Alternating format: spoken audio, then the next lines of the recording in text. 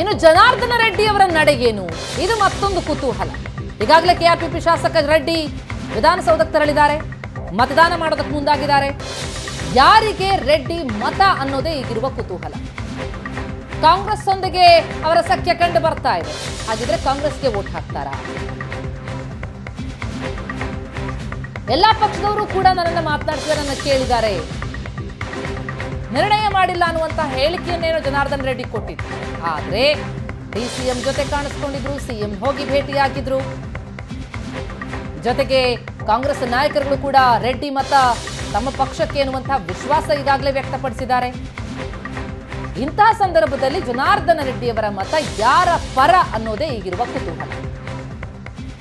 ಕಾಂಗ್ರೆಸ್ಗೇನು ಸಂಖ್ಯಾಬಲ ಇದೆ, ರೆಡ್ಡಿ ಮತವನ್ನೇ ನೆಚ್ಚಿಕೊಂಡಿದೆ ಅಂತ ಅಲ್ಲ. ಆದ್ರೆ ಜನಾರ್ದನ ರೆಡ್ಡಿಯವರ ಮತ ಯಾರ ಕಡೆಗೆ ಅನ್ನುವಂಥದ್ದು ರಾಜಕೀಯ ಪರಿಣಾಮಗಳಿಗೆ ಕಾರಣ ಆಗುತ್ತೆ.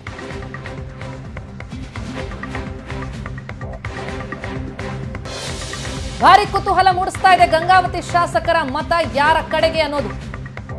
ಬಿಜೆಪಿಗೆ ಬಿಗ್ ಶಾಕ್ ಕೊಡ್ತಾರ, ಕಾಂಗ್ರೆಸ್ಗೆ ಮತ ಹಾಕ್ತಾರ,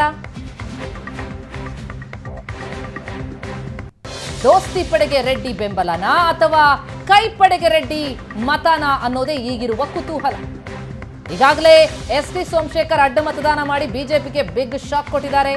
ಹೆಬ್ಬಾರ್ ಇನ್ನೂ ಕೂಡ ಮತ ಚಲಾಯಿಸಿಲ್ಲ, ಅವರ ನಡೆ ಕೂಡ ನಿಗೂಢವಾಗಿದೆ. ಈ ಸಂದರ್ಭದಲ್ಲಿ ಜನಾರ್ದನ ರೆಡ್ಡಿಯವರ ನಡೆ ಯಾವ ಕಡೆ ಅನ್ನೋದು ಮತ್ತೊಂದು ಕುತೂಹಲ.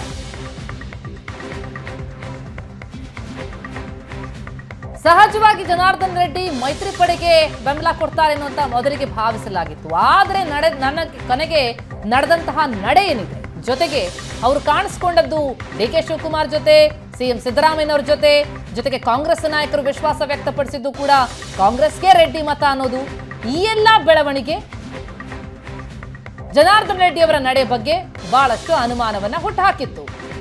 ಹಾಗಿದ್ರೆ ಇವತ್ತು ಈಗ ಮತ ಚಲಾಯಿಸೋದಕ್ಕೇನು ರೆಡ್ಡಿ ಬಂದಿದ್ದಾರೆ? ಹಾಗಿದ್ರೆ ಗಾಲಿ ಜನಾರ್ದನ ರೆಡ್ಡಿಯವರ ಮತ ಯಾರ ಪರ ಎನ್ನುವ ಕುತೂಹಲ.